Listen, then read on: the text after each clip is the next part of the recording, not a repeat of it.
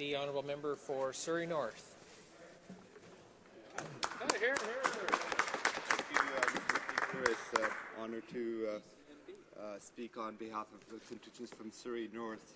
Mr. Speaker, before I get to the bill, I do want to mention something else that's come up.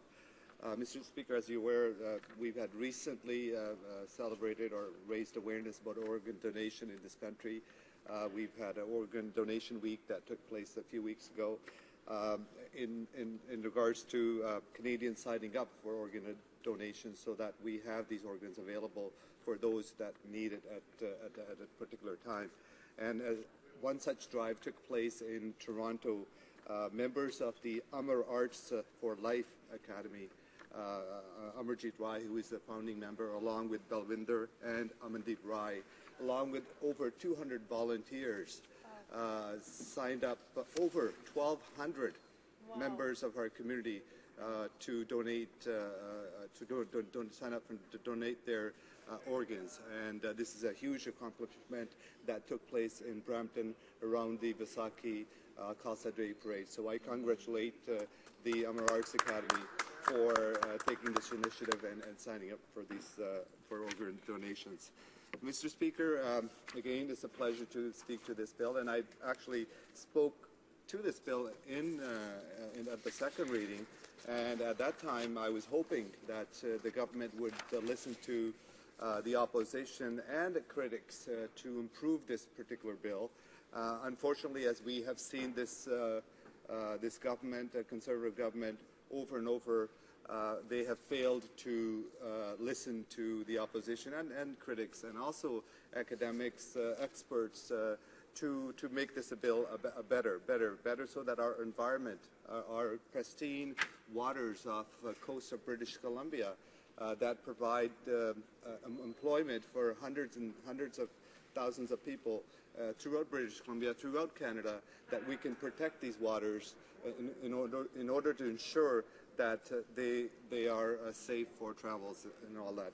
Tourism is also another huge industry in British Columbia of our waters, and that could have an impact on tourism. And also the fisheries is a huge part of British Columbia, as the previous member from New West Coquitlam has pointed out, that this government has not taken into concerns job related to our coast in British Columbia that could be impacted by this particular bill. We wanted to, Mr. Speaker, broaden the scope of this bill in order to include a number of other initiatives that could be taken in order to protect our waters of West Coast of British Columbia and across this country. Mr. Speaker, I know I have a limited time, but I want to speak to a particular a part of this bill that really concerns me, and I'm going to share that with not only the members of this House, but also the audience, the Canadians at home. And this concerns the Part 4 of the Marine Liability Act to implement in Canada the International Convention of Liability and Compensation for Damage in connection with the carriage of hazardous and noxious substances by sea. The HNS Convention established a liability scheme designed to compensate victims in the event of a spill of hazardous and noxious substance, NSS, as follows. Basically, Mr. Speaker, the ship owner's liability is limited to approximately $230 million, and there's additional fund available that caps the liability for these hazardous materials if they're spilled to about $500 million. Mr. Speaker, I brought this story before just to put it in perspective. A total liability of $500 million is not enough when a substance or a noxious hazardous material is spilled or there's a disaster, Mr. Speaker. And I talked about this before, and I'm going to bring this example. I'm going to bring an example from my family, from my young children. And I think this will highlight that if a 7-year-old would understand the economics of a disaster, how come the Conservatives cannot understand? So here's the scenario, Mr. Speaker. I have 2 children. I have a 7-year-old son and a 17-year-old daughter. My 7-year-old son, he's a typical 7-year-old. He likes to not take responsibility. He was playing around with his toys, and the toys were all over the place around our living room and around the kitchen. And he thought he would pull it past one, and then mom asked him to clean up his mess, and he said, "Oh no." He cleaned up a little bit of it, but he said, "No, my sister should do it. My sister should clean up my toys." And so when he asked his sister, and the sister says, "No, it's the 17-year-old said, no, it's your mess. You made this mess. You clean it up, Mr. Speaker." And both of them went to my mom, and my wife understood that. And she said, "Well, Jaron, it's your mess. You clean it up." And my 7-year-old understood that it was his mess.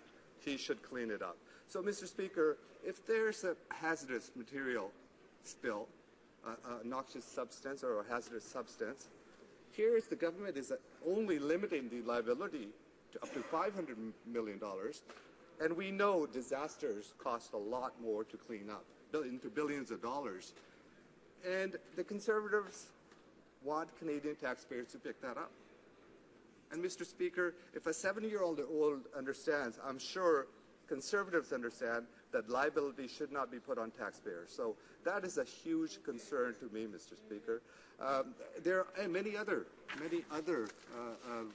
related issues that we could have addressed in this bill, and we wanted to broaden this bill to address a number of issues that have been plaguing actually across our coast, from east coast to west coast to coast up in the north. So what are some of the things that the Conservatives could have done or should have done or not made cuts to? For example, they've made cuts to the Kitsilano Coast Guards, Mr. Speaker, and we've seen summer seasons coming up. There are going to be a lot of activities in our harbors. I know that Vancouver is a very busy place during summertime. We get quite a bit of traffic in our Burrard Inlet. And what does the Conservative government do? They cut very measures that allow for safety in our harbors. And Mr. Speaker, those are the kind of things that this government needs to address in order to ensure that we have safe and secure passageway in our waters. Yet, time after time, we've seen this government step away from their responsibilities in order to ensure that we have those waters protected off our coast. And another thing, Mr. Speaker, the government has done, they've canceled cuts to the Marine Communication Traffic Service Centres, including the Marine Traffic Control communication terminals in Vancouver and St. John's. And Mr. Speaker, we've heard stories where sailors in distress, they pick up the phone, and the phone goes into some third country, and Lord knows if they'll even speak English, and then whether they'll be able to communicate, whether they'll be able to communicate in French. I mean, these are the kind of cuts that this government is making that is putting lives of sailors, lives of our shippers, lives of our leisure cruisers in danger. And these are the kind of steps that the government can include and take in order to improve safety and security in our waters. Another, Mr. Speaker, they've canceled the closure of BC Regional Office for Emergency of Oil Spill Responders, and we talked about the increase in tanker traffic in the last 10 years in British Columbia alone. That will have an impact on tanker safety. So in order to ensure our waters, we need to ensure that this government at federal level, we've put some measures in place to ensure the safety of our waters. And yet time in and time after, this government is failing, Mr. Speaker. Mr. Speaker, I have one minute. Mr. Speaker, the list goes on, and I can go on about cuts to environment, cuts to fisheries, cuts to a number of other safety measures that we could have included. We could have worked on those to include in this bill. Yet time after time, we've seen this government shirk their responsibility.